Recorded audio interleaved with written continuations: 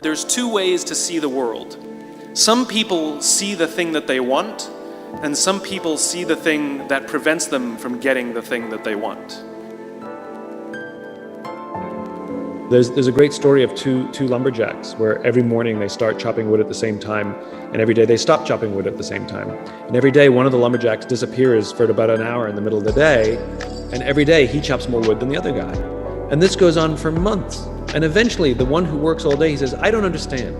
Every day we start at the same time. Every day we stop at the same time. Every day you disappear for about an hour in the middle of the day, and every day you chop more wood than me.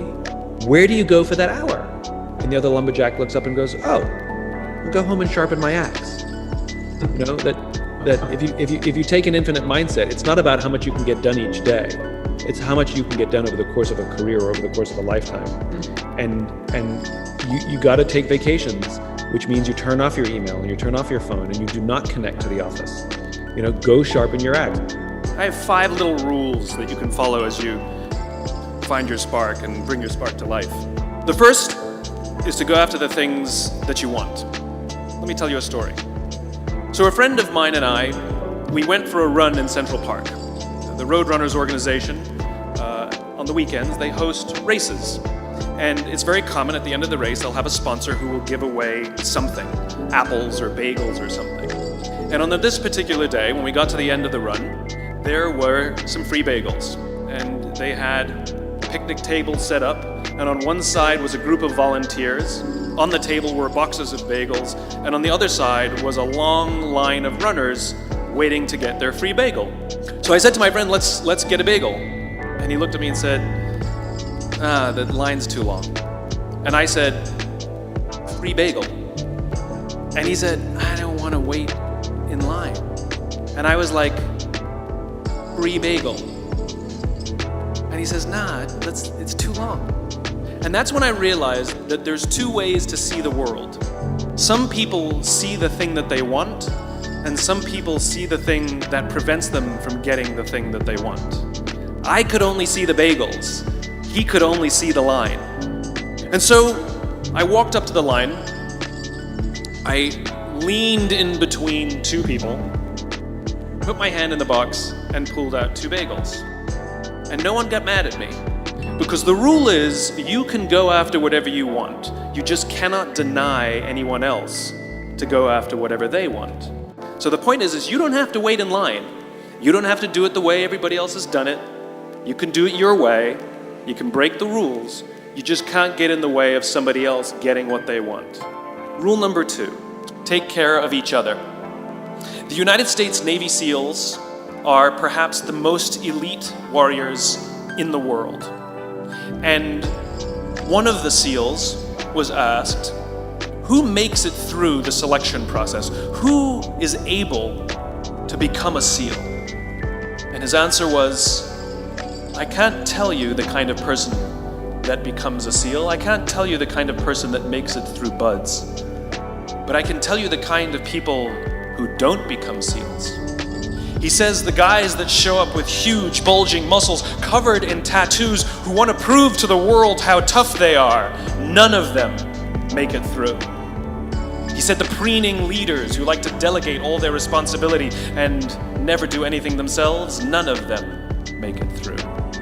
He said the star college athletes who've never really been tested to the core of their being, none of them make it through. He says some of the guys that make it through are skinny and scrawny. He said some of the guys that make it through, you will see them shivering out of fear. He says, however, all the guys that make it through, when they find themselves physically spent, emotionally spent, when they have nothing left to give physically or emotionally, somehow, some way, they are able to find the energy to dig down deep inside themselves, to find the energy to help the guy next to them. They become SEALs, he said.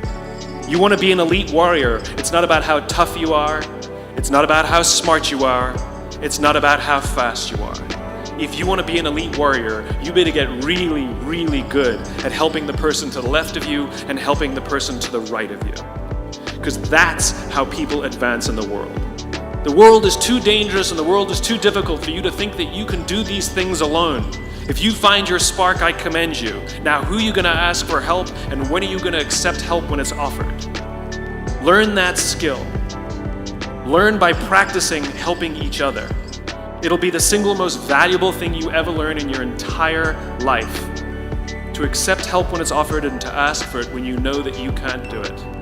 The amazing thing is, when you learn to ask for help, you'll discover that there are people all around you who've always wanted to help you. They just didn't think you needed it because you kept pretending that you had everything under control.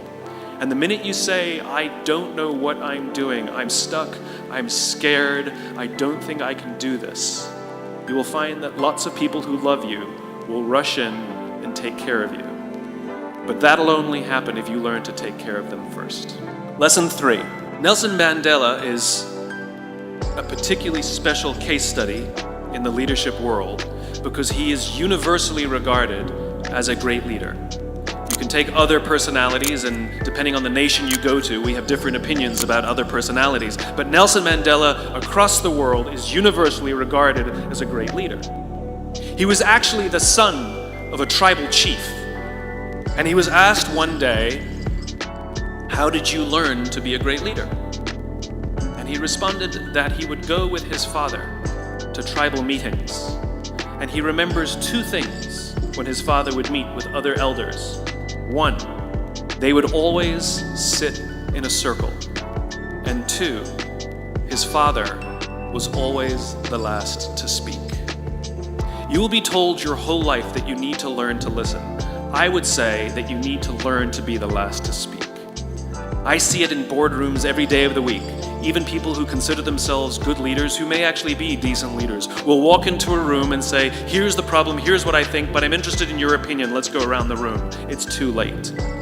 The skill to hold your opinions to yourself until everyone has spoken does 2 things. 1, it gives everybody else the feeling that they have been heard. It gives everyone else the ability to feel that they have contributed. And 2, you get the benefit of hearing what everybody else has to think before you render your opinion. The skill is really to keep your opinions to yourself. If you agree with somebody, don't nod yes. If you disagree with somebody, don't nod no.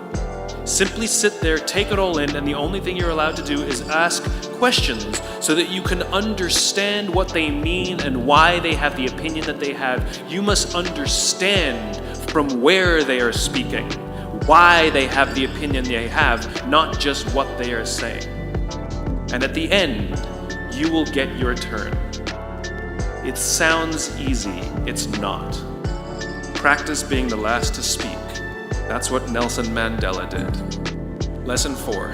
In the 18th century, there was something that spread across Europe and eventually made its way to America called puerperal fever, also known as the Black Death of childbed.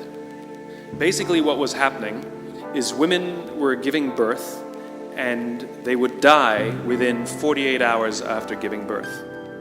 This Black Death of childbirth was the ravage of Europe, and it got worse and worse and worse over the course of over a century. In some hospitals, it was as high as 70% of women who gave birth who would die as a result of giving birth. But this was the Renaissance.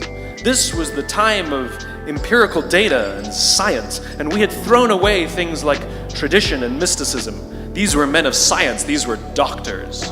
And these doctors and men of science wanted to study and try and find the reason for this Black Death of childbed, and so they got to work studying, and they would study the corpses of the women who had died. And in the morning they would conduct autopsies, and then in the afternoon they would go and deliver babies and finish their rounds. And it wasn't until somewhere in the mid-1800s that Dr. Oliver Wendell Holmes realized that all of these doctors who were conducting autopsies in the morning weren't washing their hands before they delivered babies in the afternoon. And he pointed it out and said, guys, you're the problem. And they ignored him and called him crazy for 30 years. Until finally somebody realized that if they simply washed their hands, it would go away. And that's exactly what happened. When they started sterilizing their instruments and washing their hands, the Black Death of childbed disappeared.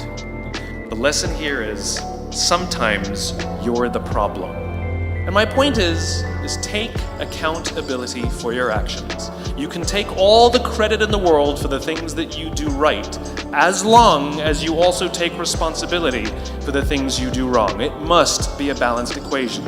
You don't get it one way and not the other. You get to take credit when you also take accountability.